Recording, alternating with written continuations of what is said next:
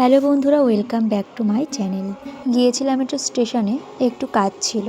আর আগের দিন মাছ ভাজতে গিয়ে যে তেলটা ছিটকে এসেছিল সেখানে এখন কালো স্পট হয়ে গেছে।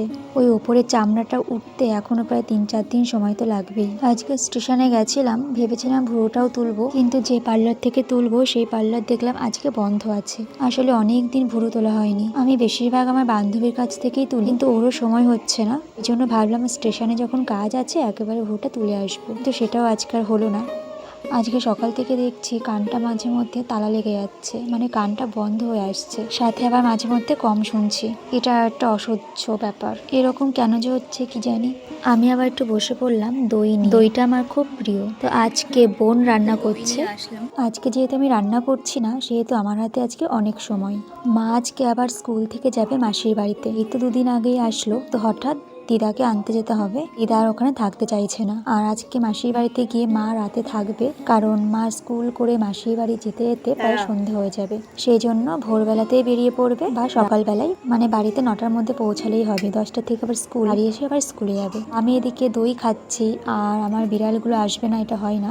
আমি যখন খেতে বসেছিলাম তখন কেউ ছিল না, কিন্তু যখন খাচ্ছি সব যেন কোথা থেকে উড়ে চলে আসলো। আমি আবার সবাইকে একটু একটু দিলাম। তারপর রান্নাঘরে এসে দেখি বোন মশলা করছে।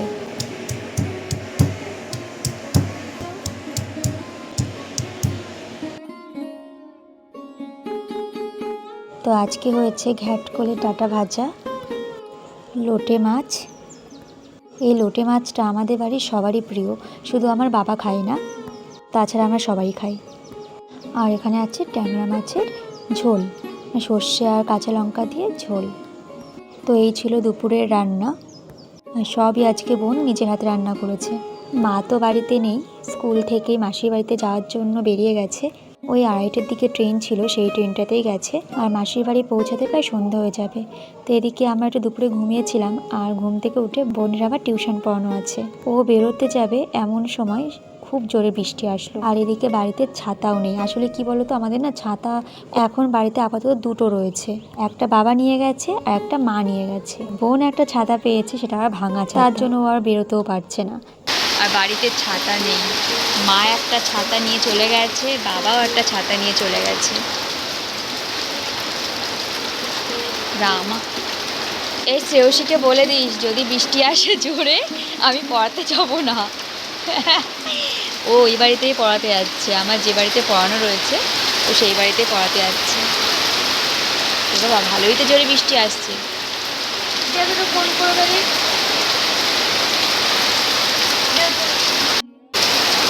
ভালোই জোরে বৃষ্টি হচ্ছে। এই সারাটা দিন বৃষ্টি। হ্যাঁ এই তো ভালো ছিল। তুই বেরিয়ে গেলে, তুই যদি বেরিয়ে পড়তিস রাস্তা ভিজে যেতিস।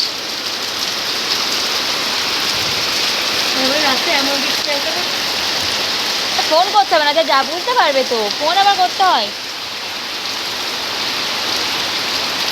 আসবে কেন ঝড়ের মতো? তোর বাড়ি একা হচ্ছে? ঝড় হচ্ছে দেখ। হ্যাঁ ঝড় হচ্ছে, কিন্তু কি হঠাৎ ঝড় উঠেছে।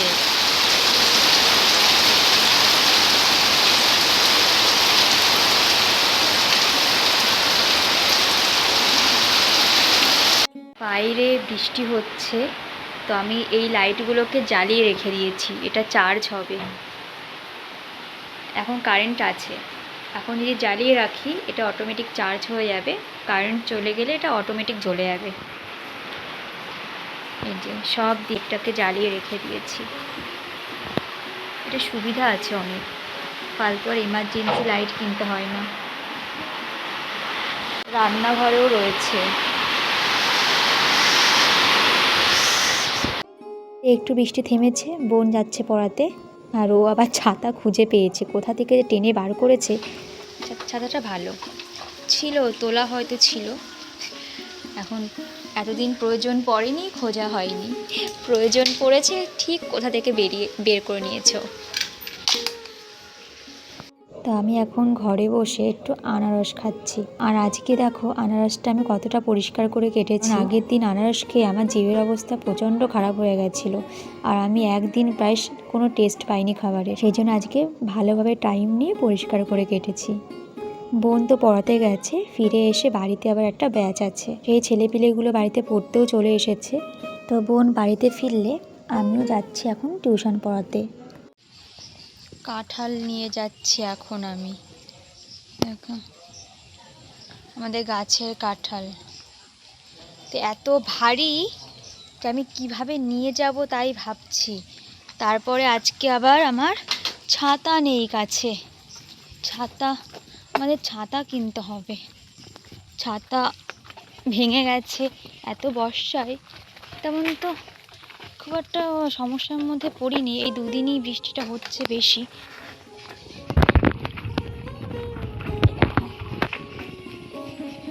এখন এত ভারী আমি এক হাতে চালাতে পারছি না, ব্যালেন্স থাকছে না হাতের, বৃষ্টি পড়ছে।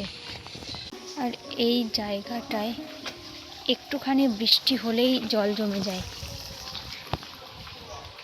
রাস্তা উঁচু করেছে কিন্তু তারপরেও যখন রাস্তা নিচু ছিল তখনও এখানে জল জমতো। এবার যখন রাস্তা তৈরি করা হলো, রাস্তাটা উঁচু করেই দিয়েছে ওখানটায়, কিন্তু এখনও জল জমে। তো আজ আমি কাঁঠালটা নিয়ে যাচ্ছি আমার একটা স্টুডেন্টের বাড়িতে, যেহেতু ওদের বাড়িতে কাঁঠাল গাছ নেই আর ওরা কাঁঠাল খেতে খুবই ভালোবাসে, সেজন্য ভাবলাম ওদেরকে একটা কাঁঠাল দিয়ে আসি। আমাদের গাছে এমনিও বেশি এবার হয়নি, তো যা অল্প কয়েকটা হয়েছে তার মধ্যে থেকে একটা দিচ্ছি। তো এই ছিল সারাদিনের ছোট্ট একটা ব্লগ। তোমাদের কেমন লাগলো অবশ্যই কমেন্ট করে জানিও, আর ভালো লাগলে চ্যানেলটাকে সাবস্ক্রাইব করে দিও।